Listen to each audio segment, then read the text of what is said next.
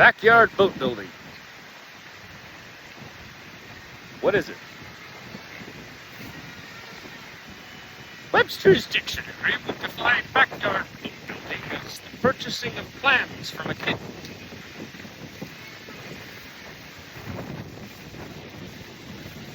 I think that's just it. All the shipbuilding I've known has consisted of taking an idea, dissecting it into its pieces and parts, and expressing how to put the idea together and weld it into real life.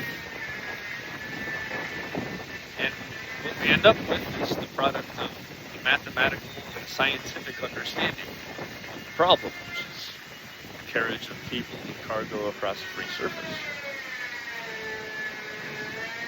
But here on an island in the middle of the Java Sea, I've encountered a boat that is more representative of an entire half of the world that I didn't know existed, where the entire process is gone about in a different way. A village gets together and prays to a tree, fells the tree, and for the last half year and more, 3 men have gathered together every day to construct a solution to the same problem. And through some weird combination of Google Translate conversations, I think I've obtained permission to draw what they've built.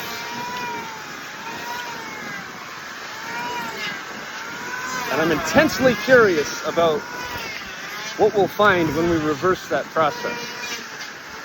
When you start with the product, and then set it to paper, and then look at it. And I wonder what we'll discover about the ancestral knowledge and the intuition and maybe the inner knowing that naval architecture really represents.